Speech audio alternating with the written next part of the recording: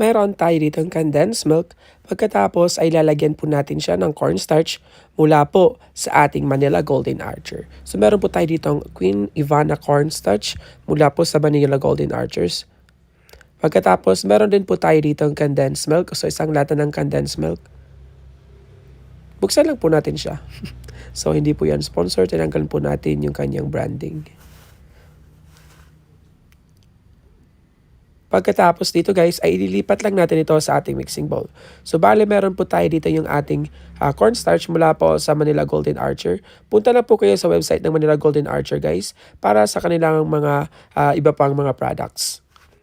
So bale guys, 1 cup ng ating cornstarch ang ating nilagay po dito. So hindi po tayo dito maglalagay ng all-purpose flour, kahit anong flour. Talagang cornstarch lang po yung ating gagamitin dito sa ating recipe.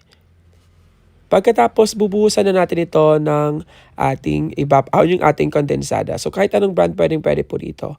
Ayan guys, gradually lang yung paglagay dito hanggang sa makuha tayo yung kanyang consistency na smooth. Yung talagang parang dough na siya guys. So halu-haluin lang natin siya.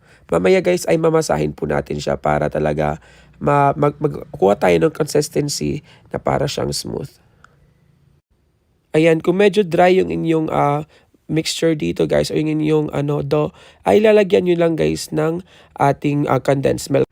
Kung nasubrahan naman ng ating condensed milk ay maglalagay o magdadagdag lang tayo dito ng ating cornstarch. Ganun lang guys. So masahin lang natin siya guys. Siguraduhin lang natin na malinis yung ating kamay dito. At meron po tayo ditong gloves guys. Huwag kayong magkalala sa ating gloves guys, ay malinis po yung ating gloves. So ganitong consistency ang kailangan natin ma-achieve guys. Yung parang smooth na yung kanyang dough na kailangan na parang na na siya, mabilis na siyang manid or mabilis na siyang mamasa. So okay na to guys, set aside lang muna natin. Pagkatapos, kukuha po tayo ng ating parchment paper dito guys. So sa air fryer po natin siya iluluto guys para mas mabilis lang po. Pero kung meron po kayong oven, ay pwede naman guys sa microwave oven na lang or sa oven toaster. Or kung wala kayong oven, ay pwede naman sa pan na lang guys. So meron po tayo ditong video sa ating YouTube channel kung paano lutuin dito sa ating pan. So meron po tayo ditong small size ng ating ice cream scooper para patas-patas lang yung sizes nito guys. So wag natin pagdidikit-dikitin silang lahat. Dahil guys medyo aalsa pa siya ng konti guys. Kaya wag mong didikit-dikitin yung ating paglagay dito. Ayan, sabi ko nga kanina sa air fryer po natin siya lulutuin. Ilipat lang natin ito sa ating air fryer. Lulutuin lang po natin siya ng 15 minutes guys.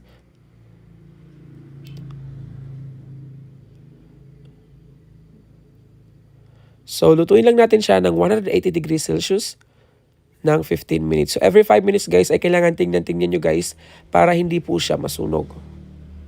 Pero bago yan guys, meron akong magandang balita para sa inyo. Ayan guys, gusto mo bang magka-freeload? Ayan, mag-download na po kayo ng Tongits Go dahil meron po silang So after 15 minutes, lutong-luto na yung ating homemade puto siko. Gamit lang yung ating cornstarch mula po sa Manila Golden Archer Corporation. Ayan guys, napakasarap at napakapwede rin pang negosyo ito guys. Gamit lang yung ating cornstarch mula po sa Manila Golden Archers. Maraming salamat sa panonood. Huwag mong kalimutan i-follow yung Facebook page ng Manila Golden Archer. Ilalagay ko na lang po yung link dun sa ating description box sa baba. Thank you for watching. Stay safe and God bless.